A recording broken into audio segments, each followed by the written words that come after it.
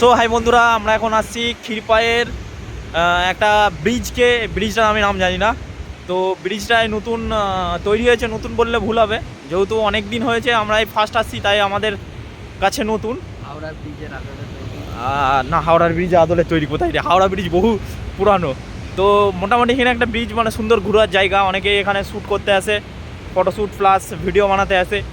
আর মানে এত পরিমাণ এখানে জলের চাপ বেড়ে গেছে, এদিকে জমি ছিল, জমিগুলোকে সব টেনে নিয়ে চলে গেছে, আর এদিকে গাছটা ছিল সব। মোটামুটি এটা একটা বড় একটা খাল বলে এটাকে, কিন্তু এটা একটা বড় নদীতে পরিণত হয়ে যাবে কিছুদিনের মধ্যেই। এদিকের অবস্থা দেখতে পাচ্ছেন যে সব ভেঙে চুটে একাকার হয়ে গেছে, আর মানে খাল থেকে নদীতে পরিণত হবে, ওই জন্য আগে থেকে পরিকল্পনা করে ব্রিজ তৈরি করে দিয়েছে এখানে। তো যাই হোক, জায়গাটা খুব ভালো, মানে ঘোরার মতো। মোটামুটি বিকেলের দিকে আসলে একটা সুন্দর টাইম পাস হয়ে যাবে, এবং ঘোরার মতো জায়গা, হেভি সুন্দর প্লেস। দেখতে হচ্ছে নদী থেকে ঝর্নার মতো জল পড়ছে, আর আমরা যাচ্ছি একদম, এখন যদিও নদী জল নেই, তো ওই জন্য নদীর একদম মাঝ বরাবর চলে যাব। সো আমরা এখন নদীর একদম ভিতরকে চলে আসছি, আর এখানে হচ্ছে আগে যে একটা ব্রিজ ছিল, এখানে আগের ব্রিজের সেই ভগ্নাবশ, মানে মোটামুটি হচ্ছে বালি প্লাস কাঁকড় আর তোমার হচ্ছে ইট বোল্ডার টোল্ডার পড়ে আছে, মানে আগের যে ব্রিজটা ছিল সেই ব্রিজের অবশিষ্ট ভগ্নাংশ অবস্থা এখানে পড়ে আছে।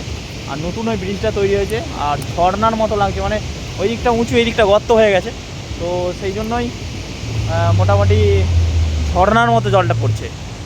আর পুরোটার ভিউটা দেখাচ্ছে এইদিকে, একদম দারুণ লাগছে। মোটামুটি একটা পিকনিক স্পট, যদি কেউ পিকনিক করতে চাও, অবশ্যই পিকনিক করার সময় হয়তো জল থাকবে।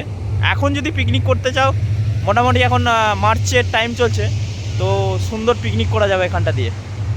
আর ওই দিকটাও একদম চর, অনেকটা চর এই দিকটা দিকে। আর জলটা যেভাবে পড়ছে, আমি একটু জুম করছি, দারুণ লাগছে কিন্তু জলটা যে পড়ছে, সুন্দর লাগছে জলটা যে পড়ছে, মানে ঝর্নার মতো আর কি, আওয়াজটা খুব ওই জন্য জোর হচ্ছে।